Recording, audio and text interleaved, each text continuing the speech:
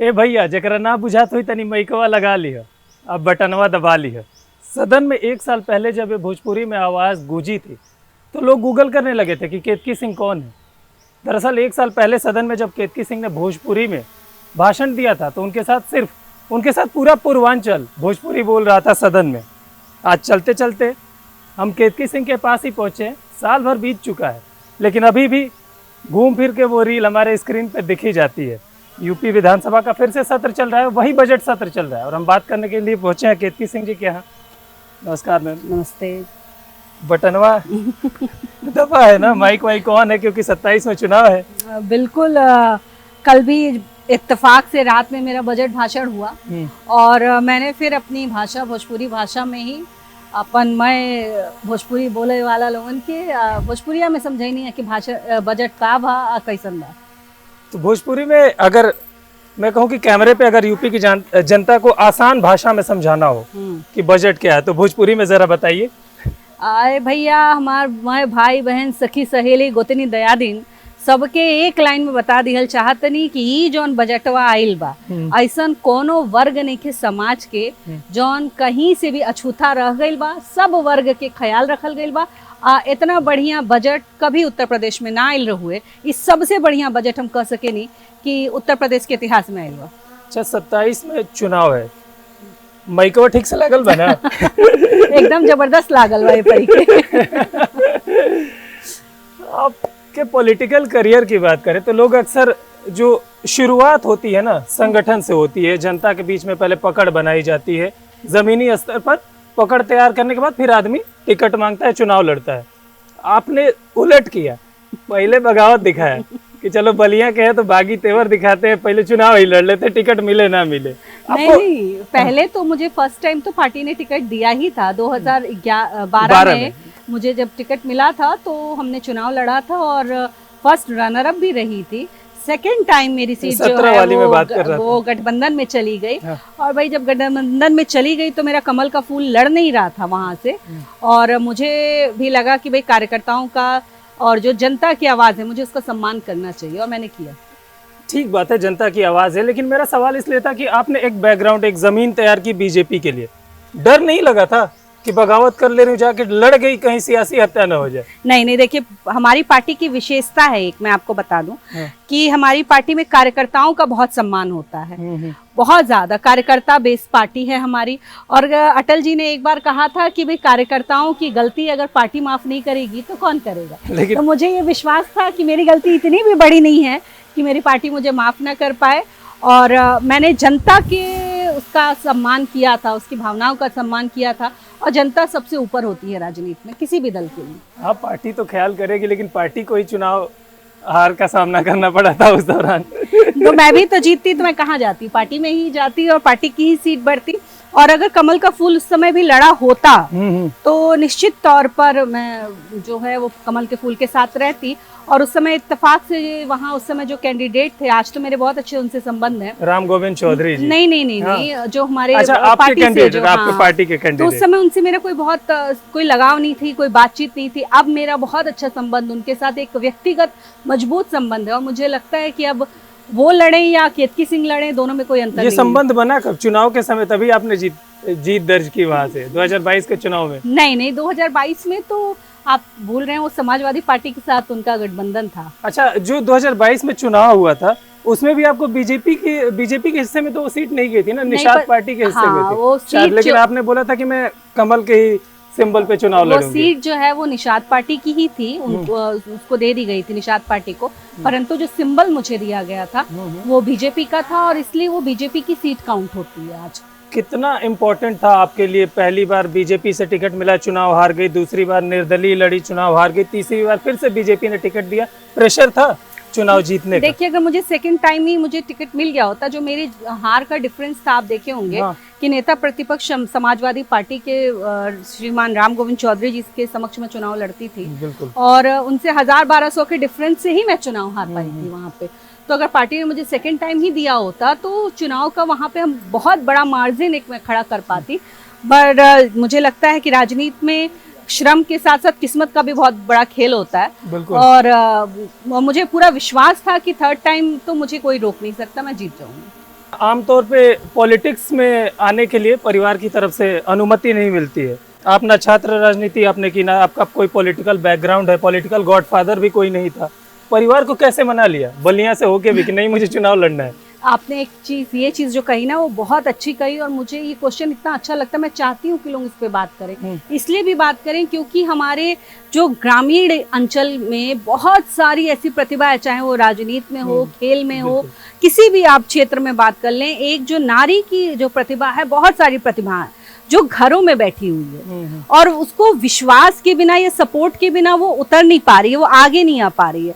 तो जब भी ये क्वेश्चन होता है तो मुझे लगता है मैं उन सारी प्रतिभाओं के उससे मैं जवाब दे रही हूँ, रिप्रेजेंटेटिव बन के मैं जवाब दे रही हूँ। इंस्पिरेशन के तौर पे उभर के आती है ऐसी कोई महिला अगर आगे बढ़े तो बाकी जो बलिया की लड़कियां हैं या फिर पूर्वांचल की, वो भी इंस्पायर्ड होंगी कि नहीं हम भी इस फील्ड में जा सकते हैं, हम कुछ अपने राज्य के लिए, देश के लिए कर सकते हैं। पूर्वांचल में तो विशेषकर ये पूर्वाग्रह है, मैं कह सकती हूँ कि बेटियों को या बहुओं को हम बहुत सेफ और सिक्योर रखना चाहते हैं और उसको बिल्कुल राजनीति से तो कोसों दूर। तो इसलिए भी लोग अपनी बच्चियों या अपनी घर की बहनों को संभाल के रखते हैं, बहुओं को संभाल के रखते हैं। और मेरे लिए बहुत कठिन था, पर मेरी फैमिली का जो सपोर्ट था, मैं कहूँ मेरे इन लॉज का सपोर्ट, मेरे हस्बैंड का सपोर्ट, मेरी सबका सपोर्ट इतना ज्यादा था कि अब मेरा विश्वास भी अगर कभी हिलता भी था तो नहीं, तुम कर सकती हो, तुम करोगी और तुम ही करो पाओगी। ख्याल कैसा है कि नहीं मुझे पॉलिटिक्स में कोई इंटरेस्ट बचपन से था या फिर बाद में अचानक से? देखिए समहाउ तो कहीं ना कहीं तो मुझे था, और मुझे ये नहीं लगता था कि मैं एक्टिव राजनीति में कभी आऊंगी। मतलब स्कूल में राजनीति करती थी और ऐसा मेरा बहुत अंदर से था कि मुझे करना है, पर एक्टिव राजनीति करना है ये मैंने नहीं सोचा था। और मैं अपनी बाजरी विधानसभा की जनता को ही नहीं, पूरे बलिया जिले की जनता को कहूंगी कि इतना प्रेम और सम्मान मुझे देते हैं कि अपनी बेटी भी मानते हैं, अपनी बहू भी मानते हैं और बहुत सम्मान देते हैं। जब से मैं चुनाव लड़ने होती हूँ तो कभी मुझे फील ही नहीं हुआ कि मैं घर के बाहर हूँ, मुझे लगता था मैं घर में सेफ हूँ। अखिलेश यादव को कैसा नेता मानती हैं?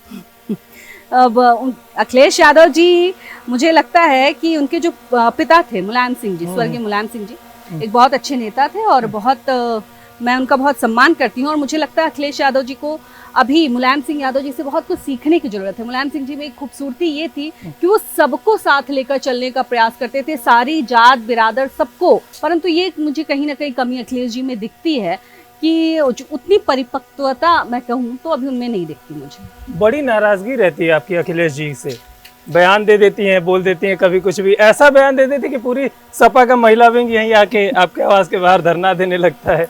देखिए आपने वो बयान अगर आप ध्यान से सुनेंगे तो मैंने कहीं किसी नेता का नाम नहीं लिया था, किसी का भी नाम नहीं लिया था। मैंने इन जनरल एक बात बोली थी और वो समाजवादी पार्टी ने अपने ऊपर नहीं उड़ता तीर अपने ऊपर ले लिया। मैंने तो नाम लिया नहीं और आपने ये स्व घोषित कर दिया कि नहीं ये हम ही हैं, हमारे ही विषय में ये बातें हो रही हैं। और मुझे तो आश्चर्य ये होता है कि ठीक है हम लोग तो भाई अभी छोटे लेवल के कार्यकर्ता हैं, छोटे कार्यकर्ता हैं, उन जैसे बड़े लेवल के कार्यकर्ता, उतनी बड़ी पार्टी और जिस तरह की हरकत उन लोगों ने यहाँ आके मेरे घर के सामने की थी मेरी बच्ची के साथ। लीगल नोटिस भी दिया था ना? हाँ वो लीगल नोटिस, और आप मुझसे लड़ते तो उसके लिए तो मैं काफी थी, परंतु आप ये सोचिए कि क्या पार्टी है कि आप जिससे लड़ने आए हो उसी के बारे में आपने पता नहीं किया कि वो इंसान रह कहाँ रहा है और उसके घर में कौन है, और आप एक छोटी बच्ची को डराने के लिए आप यहाँ तक पहुंचाए। मैंने विभावरी का एक वीडियो देखा था, उन्होंने वीडियो डाला था और उसमें कह रही थी कि मेरी मम्मी रहती तो फिर जहाँ मम्मी है वहां जाओ ना, वहां जाकर विरोध करो। सियासत में हिंसा के लिए कोई जगह नहीं होनी चाहिए। क्या उस दिन क्या हो गया था ऐसा? नहीं, हिंसा तो मुझे ये लगता है कि समाजवादी पार्टी के डीएनए में हिंसा है। और मुझे उस दिन ये बात जो हम लोग बार बार अपने भाषणों में या अपने उसमें कहते हैं कि समाजवादी पार्टी के नेतृत्व में बच्चियां सुरक्षित नहीं हैं, ये उस दिन समाजवादी पार्टी ने प्रूव किया कि एक 16 साल की बच्ची को आप घेरने, उसकी माँ के ना रहने में, उसके घर में कोई नहीं है और उसका ऐसा आपने उसको ट्रॉमा दिया है कि वो लाइफ टाइम ट्रॉमा उसके साथ रह जाएगा। तो ये तो प्रूफ हुआ ना कि आज मैं इतनी ताकतवर हूँ, मेरी पार्टी की सरकार है, मेरे मुख्यमंत्री हैं, मेरा पूरा सब कुछ है, ऊपर से नीचे तक मेरी बेटी के साथ ये है। तो आप ये कल्पना करो कि अगर उस दिन समाजवादी पार्टी की सरकार होती और कहीं मैंने ये बयान दिया होता तो क्या महिला विंग तो छोड़िए, क्या पुरुष विंग जो है समाजवादी पार्टी का वो मेरे घर में नहीं कूद गया होता? ये हालत समाजवादी पार्टी की है और ये बार बार ये प्रूफ करते हैं कि हाँ समाजवादी पार्टी के नेतृत्व में कभी लड़कियां और बच्चियां सुरक्षित नहीं रह सकती। चूंकि आप बलिया से हैं, बलिया का एक इतिहास रहा है पौराणिक काल से लेके चाहे आज तक देख लें, बड़ा बागी तेवर रहा है पौराणिक काल से ही। मंगल पांडे की भी बात कर ले, आजादी की लड़ाई में पहली गोली अंग्रेजों पे उन्होंने ही चलाई, चित्तू पांडे ने यूनियन जैक उतार दिया, चंद्रशेखर जी ने कांग्रेस से ही बगावत कर ली। आपका भी कुछ वैसा ही इतिहास रहा है, लेकिन आप ही के गठबंधन के साथ ही आते हैं बलिया में और बलिया वालों को गद्दार कह के चले जाते हैं। देखिए, मुझे ये लगता है कि बलिया का इतिहास चाहे पौराणिक रूप में आप देखें, चाहे आप राजनीतिक रूप में देखें, चाहे किसी भी रूप में देखें, बलिया का इतिहास हमेशा सम्मान का इतिहास रहा है। और जो भी व्यक्ति है जो थोड़ा भी बलिया को जान पाया है, समझ पाया है या किसी भी क्षेत्र में उसका ज्ञान है, वह कहीं से भी बलिया के बारे में कुछ गलत तो बोलने का सोच नहीं सकता है। और मुझे लगता है कि इस तरह के बयानों से हम लोग को बचना चाहिए, सभी को बचना चाहिए। और उससे बलिया के ही विषय में नहीं, हर जिले की, भारत देश की खूबसूरती है कि हर जिले ने किसी न किसी तरह का योगदान दिया है, हर प्रदेश ने किसी न किसी तरह का योगदान दिया है। तो हम किसी भी प्रदेश या जिले के बारे में किसी भी तरह की टिप्पणी करने से मुझे लगता है हम लोग को बचना चाहिए। साल 2022 में बीजेपी की वापसी होती है, दोबारा सत्ता में वापसी नहीं कह सकते, बैक टू बैक जीत मिलती है, योगी 2.0 की शुरुआत होती है। लेकिन उसमें एक दिलचस्प बात ये होती है कि बीजेपी से विधायक केतकी सिंह भी शपथ लेती है, बलिया में जाती है, तहसीलदार को हड़का देती है और फिर चर्चा में आ जाती है। क्या हुआ था? देखिए, वही हमारे महाराज जी एक बात कहते हैं कि बुलडोजर जो है वो आतंकियों के लिए है, माफियाओं के लिए है, भूमाफियाओं के लिए, बलात्कारियों के लिए, भ्रष्टाचारियों के लिए। आम गरीब को तंग करने का अधिकार महाराज जी ने किसी को नहीं दिया है। और यही हुआ था जब मैं हमेशा ये बात मैंने शुरू से कहा है, और शायद इसीलिए मेरे क्षेत्र की जनता ने इतने बड़े व्यक्तित्व के सामने मुझे चुनाव जिताया। मैं हमेशा उनका सम्मान करती हूँ। तो यही कारण है कि मैं अपने कार्यकर्ता के साथ मैं खड़ी होती हूँ, जनता के साथ खड़ी होती हूँ। और उस समय भी यही हुआ था कि एक व्यक्ति का घर बुलडोजर लेकर कुछ लोग पहुंच गए थे तोड़ने, और मैंने यही पूछा कि आपने नोटिस क्यों नहीं दिया। और जितना कष्ट आपको आपकी तहसील तोड़ने का होगा, उतना कष्ट उस व्यक्ति को उसके घर तोड़ने का होगा। बिल्कुल। तो आपको इस तरह की हरकतों से बचना चाहिए और सरकार को बदनाम करने से भी आपको थोड़ा सा समझ में, हालांकि आपका लहजा इससे कुछ ज्यादा सख्त था उस समय क्योंकि भाई मैं अपने जनता के सामने थी उस समय, और जनता भगवान होती है। देखिए, ये लोग राजनीति में जो ना समझे वो बेवकूफ है। हमारी जो भी है वो सब हमारी जनता के ही लिए होता है। तो अगर उसके साथ कहीं कुछ गलत होगा तो फिर वहाँ कोई कॉम्प्रोमाइज नहीं, चाहे उसके सामने कोई भी खड़ा क्यों ना। आपके ऊपर एक आरोप और लगता है कि सांप्रदायिक सियासत करती हैं आप, एक धर्म विशेष के खिलाफ आपकी बड़ी नाराजगी रहती है।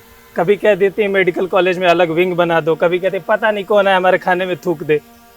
अच्छा, आप मुझे बताइए कि ये न्यूज़ मीडिया पर ही मैंने देखी कि मेरे कोई अपने व्यक्तिगत सोर्स थे, मेरे सोर्स तो है नहीं, मैंने मीडिया पे आप जैसे जिम्मेदार चैनल में किसी मीडिया कर्मी ने इस तरह का पकड़ा और उसको चलाया कि वाकई जूस में, अब आप कल्पना कीजिए कि किस मानसिकता के खिलाफ हम लोग लड़ रहे हैं कि आपके खाने पीने के सामान में थूकना तो तब भी चलता है, मल मूत्र तक डाल दिया जाता है और आपको गलती से आपको जानबूझ के पिला दिया जाता है कि आपका धर्म भ्रष्ट हो जाए या धर्म भ्रष्ट क्या हो जाए, आप अपने आप से आप कितनी घिन्न करने लगेंगे उसके बाद। तो मेरा ये कहना है कि अगर आपकी मानसिकता वैसी है तो भाई मेरी मानसिकता ये है कि आप मुझसे दूर रहो और मेरे जैसे लोगों से दूर रहो। और वो मेडिकल कॉलेज और मेडिकल कॉलेज में भी आप ये समझिए कि जब आप हमारे खाने पीने को आप नहीं छोड़ते, हमारे तीज त्योहार को, अभी होली आएगी तो कहोगे कि होली अब आप 1 बजे के बाद मनाना, तुम 365 दिन जुम्मे मनाओ और हम होली एक दिन मनाने जाएं तो तुम्हारे टाइम लिमिट के हिसाब से मनाएं। तुम कहोगे कि दिवाली में बम नहीं फोड़ो, तुम कहोगे दिए नहीं जलाओ, तुम कहोगे कि पूजा नहीं करो, तुम तमाम तरह के हमारे ऊपर तुम बंदिशें लगाना क्या सोचोगे। तो जब हमसे इतना दिक्कत है तो भाई हमारे साथ तो तुमको इलाज कराने में भी दिक्कत होगा और पता नहीं हम इलाज कराने जाएं तुम क्या का क्या हमको करा दो, लगा दो। तो उससे अच्छा है कि दूर से जय जय श्री राम। सियासी बैकग्राउंड नहीं है आपका, लेकिन सियासत सीख गई है। जो बलिया का है वो राजनीति से कहाँ दूर रह पाएगा। मुझे लगता है बलिया के हर घर में एक नेता है, एक नेता है, और अगर घर में 4 हैं तो 4 अलग अलग पार्टी के नेता 4 अलग अलग पार्टी, ये भी विशेषता है। और एक दूसरे को चाकू खंजर चला देंगे पर पार्टी से कोई कॉम्प्रोमाइज नहीं हो सकता। कोई कॉम्प्रोमाइज नहीं होगा। अच्छा, चुनाव की बात हो रही है तो यूपी में अब 27 में चुनाव है और सरगर्मियां तेज हो गई हैं। AIMIM जो असदुद्दीन ओवैसी साहब की पार्टी है, बिहार चुनाव के नतीजों की बात कर ले, महाराष्ट्र की बात कर ले, उसके बाद बड़ी उत्साहित है। यूपी में एंट्री की बात कर रहे हैं, उनके भाई अकबरुद्दीन ओवैसी जी हैं, वो कह रहे कि मिस्टर योगी तैयार हो जाओ, हमारे और यूपी में भी अपना झंडा गाड़ेंगे और पूरी ताकत के साथ। देखिए उन जैसे लोगों का तो स्वागत करने के लिए योगी जी का बुलडोजर हमेशा तैयार रहता है, उसमें उसके टायर में हमेशा ग्रीसिंग करके योगी जी हमेशा तैयार रखते हैं कि बस बच्चों आ जाओ कहीं से घूम के तुम। और रही बात हमको चेतावनी देने की, तो गलत चेतावनी दे रहे हैं। चेतावनी तो उनको समाजवादी पार्टी को देना चाहिए, क्योंकि उनका जो वोट बैंक है, जिसकी खुशी के लिए, जिसके तुष्टीकरण के लिए समाजवादी पार्टी राजनीति कर रही है, अरे बाबा रे बाबा, ये तो उसमें सेंध लगाने चले आए हैं, तो असली पसीने तो छूट रहे होंगे समाजवादी पार्टी के कार्यालय पे। तो वो योगी जी को काहे चैलेंज कर रहे हैं? योगी जी तो तैयार बैठे हैं, आप आके उपद्रव करके दिखाओ, आपका जवाब उस तरह देंगे। पर जो आप जिनके वोट पे असली में चोट मारने जा रहे हो, थोड़ा उनको भी कह दो कि हम आ रहे हैं। आपने उनकी बात की, वो लोग कहते हैं कि ये तो बीजेपी की बी टीम है। हाँ, तो बीजेपी की बी टीम है तो फिर योगी जी को चैलेंज क्यों कर रही है? ये दोनों चीजें कैसे हो सकती हैं भाई? कॉन्ट्राडिक्टरी। हाँ, अगर आप वो बीजेपी को चैलेंज कर रहे हैं, इसका मतलब क्यों अपनी मेन प्रतिद्वंदी बीजेपी को मान रहे हैं? समाजवादी पार्टी पूरी दुनिया जानती है कि ये जो इंडिया अलायंस के जितने लोग हैं, उनका एक ही उनका काम करने का तरीका है, वो चुनिंदा लोगों की तुष्टीकरण का है। हर उनकी जितनी उनकी नीतियां बनती हैं, जिस तरह के उनके बयान आते हैं, जिस तरह की उनकी कार्यशैली होती है, हर चीज एक दिखाती है कि हमें किसको खुश करना है। अगर ये बात नहीं होती तो क्या सपा सुप्रीमो, आज राम मंदिर बने इतने 1.5-2 साल हो गए, क्या सपा सुप्रीमो को आज तक वाकई फुर्सत नहीं मिली कि लखनऊ से 1 घंटा की दूरी भी नहीं है अयोध्या की, 500 वर्ष बाद रामलला आए हैं, आपको आज तक मौका नहीं मिला रियली कि आप वहां जाकर और एक बार श्री रामचंद्र जी के दर्शन कर ले? तो ये मैसेज किसको देने की कोशिश है? ये क्या मैसेज है? यही तो है कि भाई हम वहां नहीं जाएंगे जहां पे आपकी भावनाओं को ठेस पहुंचा है। लेकिन आपने अभी ये बात की, जब से उन्होंने सुना है कि ओवैसी साहब की एंट्री हो रही है यूपी में, थोड़ा सा सॉफ्ट हिंदुत्व उनका जागा है। केदारेश्वर मंदिर की बात कर रहे हैं, शंकराचार्य का पक्ष ले रहे हैं। नहीं, मैं आपको बताऊं कि ये पॉलिटिकल हिंदू हैं। जैसे हमारे एक और राजकुमार हैं पॉलिटिकल हिंदू, वैसे ही ये भी हैं। जैसे चुनाव नजदीक आएगा, पूरे 4.5 साल, 4.25 साल ये एक विशेष वर्ग की राजनीति करेंगे, और उसके बाद चाहे जीते या हारे, उसके बाद भी वो उन्हीं की राजनीति करेंगे। पर ये जो 6 महीने की राजनीति करते हैं, बड़ी मजेदार है। इसमें ये अपने आप को हिंदू बताने लगते हैं, अपना जनेऊ दिखाने लगेंगे, अपना गोत्र बताने लगेंगे, दिस दैट सारी चीजें करने लगेंगे। मायावती की बात कर लेते हैं। जब यूपी चुनाव की बात हो रही थी, क्या मायावती को अब भी आप प्रासंगिक मानती हैं? क्योंकि मायावती कह रही कि हम तो किसी के साथ गठबंधन नहीं करने वाले हैं, अकेले पूरे दम से चुनाव लड़ेंगे। देखिए बहन मायावती जी बहुत बड़ी लीडर हैं, और एक विशेष वर्ग उनको लीडर से ऊपर उठ के मानता है। और मुझे लगता है, महिला होने के नाते मैं रिलेट करती हूँ कि जिन परिस्थितियों में वो उस समय आई होंगी, कितना मुश्किल रहा होगा उनके लिए। और आज भी यूपी की जो पॉलिटिक्स है, वह बसपा को दरकिनार करके नहीं हो सकती। दखल रहेगी 27 निश्चित तौर पर दखल रहेगी। और मुझे लगता है कि बसपा इस बार मायावती जी के नेतृत्व में, मुझे लगता है कि कुछ बेहतर प्रदर्शन बसपा का संभवतः हो सकता है। SIR को मुद्दा बनाया जा रहा है, अभी फॉर्म 7 भरा जा रहा है। उसमें अखिलेश यादव ने कहा कि जब SIR की एक्सरसाइज पूरी हो चुकी है तो फॉर्म 7 क्यों? ये ना हमारे वोट बैंक को काटने की एक साजिश है। आप मुझे बताइए, श्रीमान राहुल गांधी जी, श्रीमान अखिलेश जी, श्रीमती ममता बनर्जी, एक संवैधानिक पद पर इनको विश्वास नहीं है, उसकी प्रतिष्ठा का ख्याल नहीं है। और लोकतंत्र में आप बताइए कि अगर आप लोकतंत्र में इलेक्शन कमीशन पे अगर आप सवाल उठा देंगे, तो इसका मतलब आप पूरी लोकतंत्र की प्रक्रिया पर सवाल उठा रहे हैं। तो ये आप जब किसी संवैधानिक पद को ये नहीं मानते, तो इलेक्शन कमीशन को भी ये नहीं मानेंगे। और मुझे लगता है कि इलेक्शन कमीशन अपना काम स्वतंत्र रूप से कर रहा है और बहुत बेहतर कर रहा है। उसको उसकी स्वतंत्रता हमें बने रहने देनी चाहिए। वंदे मातरम को लेकर भी काफी विरोध हो रहा है। जब से गाइडलाइंस आई, लोग कह रहे, विपक्षी दलों के कई सांसद, मौलाना भी कह रहे कि वंदे मातरम अनिवार्य नहीं किया जाना चाहिए। और CM योगी सदन में कह रहे कि ऐसा करने वालों को कान पकड़ के बाहर फेंक दो। अब आप मुझे बताइए, अभी आप कह रहे थे कि आपका एक विशेष वर्ग से दिक्कत होता है। अभी आपने मुझसे क्वेश्चन किया, हाँ, तो जो आरोप लगाते हैं उनसे थोड़ा एक बार पूछ कर आइएगा कि बताओ, जिस भी व्यक्ति में थोड़ा भी अपने देश के प्रति प्रेम है, थोड़ा भी देश के प्रति प्रेम है, थोड़ा भी अपने देश के प्रति वो सम्मान करता होगा, अपने देश के प्रति अपना कर्तव्य समझता होगा, जब वह ऐसे बयान सुनता होगा कि इसी देश में रहना है और इसी देश का राष्ट्रगीत नहीं गाना है, राष्ट्रगान नहीं गाना है, राष्ट्र ध्वज नहीं मानना है, भारत माता नहीं कहना है, मतलब इसी देश का जितना अपमान तुमको बन पड़े वह सब करना है। और उसके बाद हम कहें भैया भैया तुम तो हमारे अपने हो, भाई भाई हो, चलो साथ में मिलके रहते हैं। तो मैं उनमें वाली नहीं हूँ। हम लोग कट्टर देशभक्त हैं, अपने देश के प्रति मेरा जो कर्तव्य है उसको मैं जानती हूँ। और योगी जी ने तो कम कहा कि कान पकड़ के बाहर कर देना चाहिए, उनके साथ तो भरे चौराहे पे जो व्यवहार होता है ना, जो उनके धर्म में कहा जाता है कि भरे चौराहे पे क्या करना चाहिए, वैसा कुछ व्यवहार जब जिस दिन होगा उस दिन समझ में आएगा कि देश के प्रति सम्मान क्या होता है। योगी जी के साथ काम करने में आपको बड़ा मजा आता होगा। मैं आपके बयान सुन रहा हूँ और मिजाज जो है दोनों का काफी मैच कर रहा है।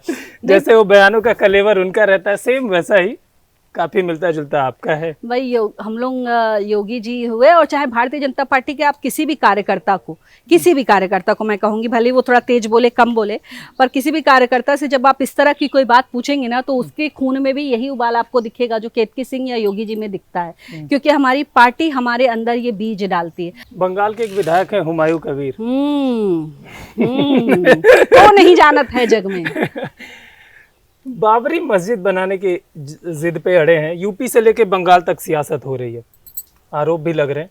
आपको क्या लग रहा है कि बंगाल में अगले साल चुनाव है तो बंगाल को एक सियासी प्रयोगशाला बनाए जाने की कोशिश की जा रही है? देखिए, बंगाल अब भारत के लिए एक ऐसा स्टेट बन चुका है जिसका ऑपरेशन जितनी जल्दी हो जाए, और वो ये कैंसर रूपी लोग हैं, इनका इलाज जितनी जल्दी हो जाए वो उतना भला होगा। बंगाल को इन लोगों ने पूरी तरह से अब कब्जा एक तरह से इन लोगों ने कर रखा है। ये उस बाबर के लिए अपनी छाती पीटते हैं जो 2 साल भी इस भारत देश में नहीं रह पाया, उस बाबर के लिए लोग छाती पीटते हैं। अब आप मुझे बताइए कि इस देश में अगर बाबर और औरंगजेब की कब्रों पे जो जाकर छाती पीटे और रोए, उनके लिए हम ये कहें कि नहीं वो हमारे भाई हैं और उनको हम अपने बगल में बसाएंगे, तो यह तो संभव नहीं हो सकता ना। या तो आप औरंगजेब के हो सकते हैं या तो आप छत्रपति शिवाजी के पुत्र संभाजी के हो सकते हैं, आप दोनों के नहीं हो सकते। आप उस बाबर के कदापि नहीं हो सकते जिसने भारत में आके और लाखों हिंदुओं को मारा और अपने बाबरनामा में उसने कबूल किया है यह बात कि हाँ मैंने काफिरों को मारा है और ये मेरी सजदा है मेरे खुदा के प्रति। तो ऐसे व्यक्तियों को अगर आप अपना रोल मॉडल बनते हैं तो भारत देश में तो हम लोग ये नहीं होने देंगे। आज बंगाल में चुनाव है, अगर भारतीय जनता पार्टी के लोग कुछ करेंगे तो लोग कहेंगे कि ये सांप्रदायिकता कर दिखाते हैं, परंतु सच्चाई तो ये है कि भारतीय जनता पार्टी हमेशा एकता और अखंडता की बात करती है। और इन जैसे लोग, ये उदाहरण है, ये इन जैसे लोग कभी बाबरी की बात करेंगे, कभी औरंगजेब की बात करेंगे, कभी पाकिस्तान की बात करेंगे, कभी किसी से इनको सिवाय हिंदुस्तान के प्रेम के इनको सबसे प्रेम है और सबसे बड़ा दुश्मन इनका हिंदू है। आपको अभी भी लगता है कि जो मुस्लिम वर्ग है वो मजहब और मस्जिद के नाम पर वोट देता है, या फिर सियासत का पैटर्न धीरे धीरे चेंज हो रहा है? नहीं, अभी कोई चेंजेस नहीं, बल्कि मुझे लगता है कि कट्टरवाद जो है विशेषकर उस धर्म में वो अब बहुत ज्यादा बढ़ गई है, कट्टरवाद बढ़ गई है। जिस तरह के बयान अभी एक मैंने मौलाना को सुना जो कहता है कि अपनी बहन से शादी कर लो, उस मौलाना का मैंने एक बयान सुना कि वो कहता है कि मुझे उत्तर प्रदेश में डर लगता है। ये डर चाहिए, ये डर पूरे उत्तर प्रदेश में नहीं पूरे भारत देश में ये डर चाहिए कि हाँ तुम इस तरह की फालतू उल जलूल कुछ बात करोगे देश के खिलाफ तो तुम्हारी दवाई तो बच्चों ऐसे करेंगे कि तुम याद रखोगे कि कैसे दवाइयाँ हुई हैं तुम्हारी। परंतु जो पढ़ा लिखा एक तबका जो मुसलमानों का है, जो कहीं ना कहीं अब हमारे जो APJ अब्दुल कलाम ऐसे जो मुसलमान थे जिनको मानता है, वह कहीं थोड़ा सॉफ्ट हुआ है और वो मोदी जी की राजनीति को लेके वो ये जानता है कि वो सबका साथ सबका विकास की बात कर रहे हैं। परंतु मैं कह सकती हूँ 90% ऑफ दिस वर्ग वो इस बात पे बिलीव नहीं करता और वो कहीं से भी उनका एक ही उद्देश्य है कि जो भी भारतीय जनता पार्टी को जो भी पार्टी हराएगी हम उसको वोट उसके साथ। एक मेरा सवाल बजट वाला पीछे छूट गया था, चूंकि आप पूर्वांचल से हैं तो आपसे सवाल बनता भी है। जब बजट आया तो समाजवादी पार्टी के नेता हैं शिवपाल यादव जी, अखिलेश यादव के चाचा जी, उन्होंने कहा कि पूर्वांचल के लिए इस बजट में तो कुछ है ही नहीं। शिवपाल जी बहुत बड़े नेता हैं और मैं उनका बहुत सम्मान करती हूँ, परंतु मुझे लगता है कि वर्गों में बांटना कब बंद करेंगे? क्या पूर्वांचल उत्तर प्रदेश का नहीं है या उत्तर प्रदेश में पूर्वांचल नहीं है, या पश्चिम उत्तर प्रदेश का नहीं है या पश्चिम उत्तर प्रदेश से आप निकाल देंगे? यह बजट जो आया है पूरे उत्तर प्रदेश के लिए आया है। आप मुझे बताइए कि जिस बलिया जिले, छोड़ दीजिए मैं पूरे पूर्वांचल का क्या बताऊंगी, गोरखपुर की आज जो तस्वीर है वो मुझसे आपसे किसी से नहीं छुपी है, देवरिया की जो आज तस्वीर है किसी से नहीं छुपी है, सलीमपुर भाटपा रानी आप कहीं भी चले जाइए आज रोटों का जाल बिछा है। पर जहाँ जिस जिले से मैं आती हूँ, बलिया जिले से, इसी जिले में 4 से 5 मंत्री समाजवादी पार्टी की सरकार के हुआ करते थे। मेरी स्मृति में 3 मंत्री हैं। हाँ, जब से मैंने होश संभाला नहीं, मुझे लगता है कि थोड़ा सा और बढ़ा लीजिए तो एक आध और मिल ही जाएंगे। राज्यसभा सांसद दिस दैट मिला के वो 5 हुआ, एनी हाउ 5 तो पहुंच ही जाएंगे। तो आप मुझे बताइए कि जब वो थे तो बलिया जिले का क्या हाल था, किस गुर्बत में था। आज तो कम से कम हम फक्र से ये कह सकते हैं कि बलिया जिले को भी मेडिकल कॉलेज देकर आज योगी जी ने हमारा सम्मान बढ़ाया है। हमारा जिला 3 दिशाओं से घिरा हुआ, नदी से घिरा हुआ जिला है। 3 जगह से, माँ सरजू और माँ गंगा ने तीनों दिशा से घेर रखा है। उस जिले में हर वर्ष जैसे गिद्ध इंतजार करते हैं कि कब लाश गिरेगी और हम उसको नोच के खाएंगे, वैसे समाजवादी पार्टी के कार्यकर्ता और नेता इंतजार करते थे कि कब बाढ़ आएगी और हम उस बाढ़ का पैसा खाएंगे।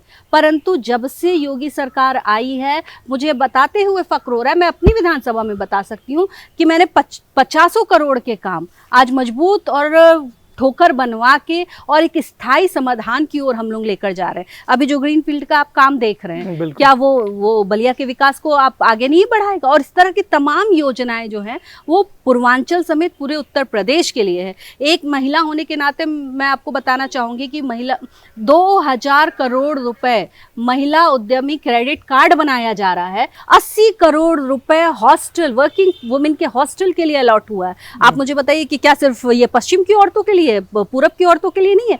तो ये बांट देना, कभी धर्म में बांटना, कभी पीडीए के नाम पे जात में बांटना, और अब तो हद हो गई पूर्वांचल और पश्चिम में बांटना, इसको बंद करना चाहिए। आपने बलिया का जिक्र किया, आपको लगता है 27 के चुनाव में बलिया की जनता का आशीर्वाद हर विधानसभा में मिलेगा इस बार? बिल्कुल निश्चित तौर पर मिलेगा। और मुझे लगता है कि पिछली बार भी आप देखेंगे कि कई विधानसभाओं में ये हुआ कि 2017 से ज़्यादा वोट पाकर, जैसे आप जिस विधानसभा से आते हैं, फेफना विधानसभा, 2017 में जितना वोट फेफना विधानसभा में मिला था, 2022 में उससे ज़्यादा वोट पाकर और वहाँ के प्रत्याशी हार गए।